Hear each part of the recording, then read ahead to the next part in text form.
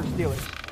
Against the Vikings, this passing situation. He's got to get rid of the ball quickly. They got to kick it to the perimeter, and they have to do a great job of treating the short pass game outside like their run game. They're not going to be able to run the ball against this defense, okay? This offensive run game is not good. If they don't have success in that, this is going to be an ugly morning, Sunday morning in Ireland. Yeah, it's a Dublin game, and both sides of this game are interesting. Let's start with the Steelers side. One of their great legends is Terry Bradshaw. He does not see his old team as one with legitimate Super Bowl aspirations. They're always competitive, but they're past being a contender. They're not a contender. They're just not. From what I've seen, they're not a contender. They haven't been in a while. They hadn't been a contender in 5 years. That is true. And the reason for it generally has been quarterback play.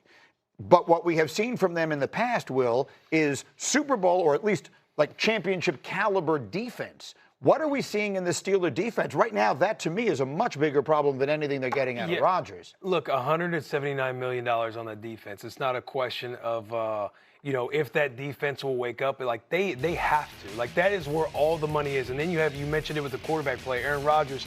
I'm not really concerned with him. It's just, what are they going to do offensively? They're like, 31st in the league, running the football. DK Metcalf has came over there, and he doesn't seem to get any separation unless he can just accelerate downfield. You throw him the ball in the end zone, or you just might get a screen. Because they're all screen play. They try and get Jalen Warren the football, but I just don't see what they're going to do offensively against the Vikings. Yeah, I'm with you. I mean, when you brought Aaron Rodgers in, the thought process was the defense will always be really good. We're going to ask you to do less than what you had to do with the New York Jets. We just need a little above average quarterback play, which you can get from Aaron Rodgers in his sleep, typically in his career.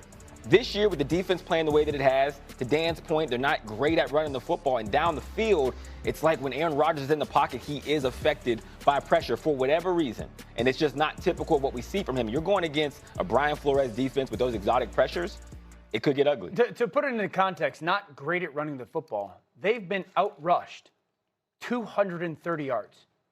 In 3 games. Yeah. 200. Yeah. That's the most in the NFL. So there's a couple games this weekend that I think can get out of hand. This is one of them. Give me the Steelers side of things, Shefty.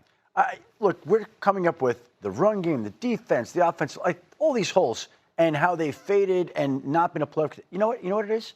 They miss Ben Roethlisberger more than people realize. Right. When you have the franchise quarterback, it covers up all the warts, and they haven't had it. They've struggled to find the guy. They've bounced from quarterback to quarterback, and Aaron Rodgers has stepped in and played well and has been dealing at times. But the fact of the matter is they've got some holes that they've got to figure out and address. When you don't have the franchise quarterback, those things come. What you got, Danny? You got that face over there. I get all that. The Steelers that I grew up watching would beat the absolute trash out of you at the line of scrimmage, and they just don't right now. Their offensive line, it's not what they used to be.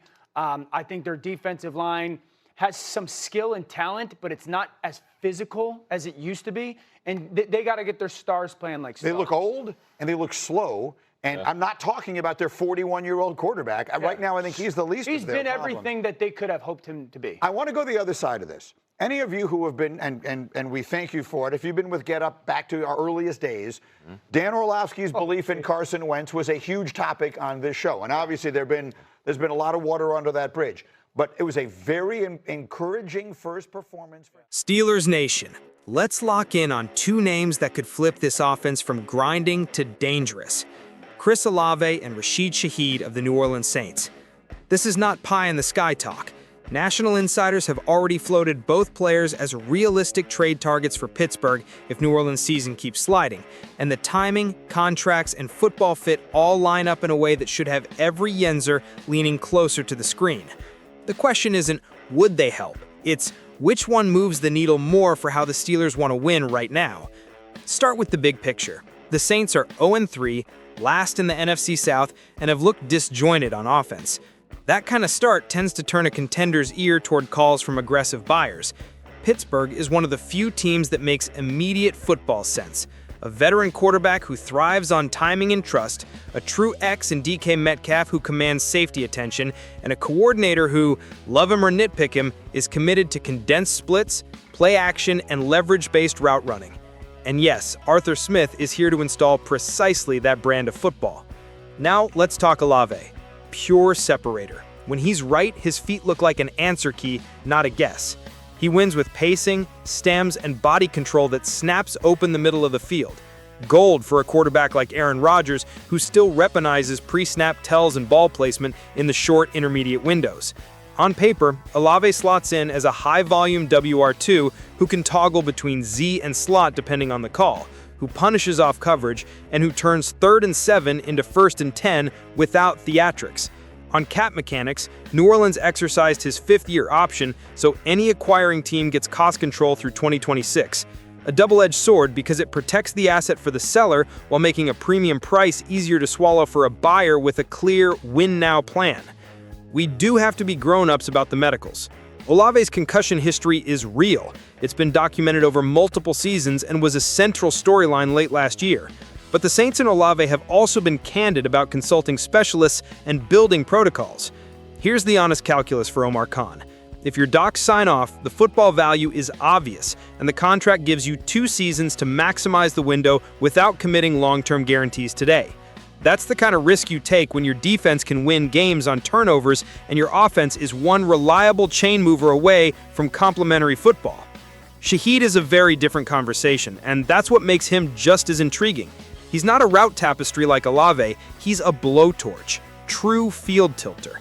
He threatens the 3rd level on every snap, and he can change geometry before the ball is even snapped because safeties respect him. He's also a bona fide special teams weapon, a first-team All-Pro returner as recently as 2023, which matters in tight, late-season AFC North football where hidden yards become real points. If you've complained that defenses squat on the Steelers' intermediate game and rally downhill, Shaheed forces DCs to back off, which gives Jalen Warren lighter boxes on early downs and DK more true one-on-ones on glance and slant flat. That's not hypothetical. That's how speed bends calls. Contract-wise, Shaheed might be the cleaner mid-season add. He's under a low to moderate 2025 cash number, and because of how his deal mirrors an RFA tender structure, he's affordable for a contender without pinning future cap flexibility. Translation: you can rent elite speed for a playoff push and still have a path to keep him if the fit hits. For a team that already pushed chips in on Rodgers and DK, that's a responsible bet that changes the offense on day one. So, which is the better move for this specific Steelers roster? Let's hold each up to the light of what Pittsburgh actually needs. 3rd down certainty and option route chemistry. This is Olave's lane. Rodgers' superpower isn't just arm talent, it's manipulating leverage pre-snap and getting the ball out on time. Olave turns those micro advantages into routine conversions. He would immediately become the guy you trust on 3rd and 5 when the crowd is frothing and the blitz look is loud. Space and stress for DK Metcalf. Both players help, but Shaheed's speed would detonate the cheetah safety to DK plan. Put Shaheed in a reduced split, motion him across to widen the apex defender, and either you gift DK a cleaner outside release or you give Rodgers a grass-rich shot lane backside. That is literally what Arthur Smith's condensed formation menu is designed to create. Special team swing plays. This is Shaheed's bonus value. December and January games swing on return field position and one explosive punt return against a tired coverage unit. Pittsburgh hasn't been consistently explosive there in years. An all-pro returner doesn't just steal yards, he changes opponent punt math. Cost, control, and health. Olave costs more in picks and likely in future dollars, but you control him through 2026. Shaheed costs less in assets, delivers immediate speed, and comes with the added value of returns. You can argue the safer bet is Shaheed. The franchise-shifting ceiling play is Olave. Both paths are defensible. Let's layer in 2 realities that matter for timing. The NFL trade deadline is November 4th at 4 p.m. Eastern, and the Saints' start has already turned national attention toward possible moves if their slide continues. Pittsburgh doesn't have to panic. They have a few games to evaluate internal growth, survive the Dublin trip, hit the bye, and then strike before the window closes. Meanwhile, national reports have repeatedly tied the Steelers to the wide receiver market since the Pickens trade, precisely because DK needs a true running mate if this offense is going to do more than survive.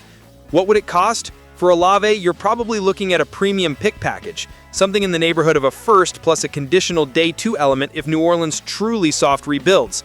It's steep, but that's the tax for acquiring an elite separator under club control for 2 more seasons. For Shaheed, the price could resemble the market for explosive role wide receivers with return value, a day 3 pick that escalates based on playtime, production, and team performance. Remember, the Saints also have to decide if they want to pay Shaheed beyond 2025. That's leverage for Pittsburgh if New Orleans leans toward picks and cap clarity. None of this is guaranteed, but these are the discussions front offices actually have in October. Scheme fit is the green light for both. Smith's offense thrives when it can live in 12 and 11 personnel with motion, leverage, and definition. Olave would be the fine grass technician who makes the QB right when coverage rotates late. Shaheed would be the stress the shell rocket that makes the run game lighter and the shot game scarier.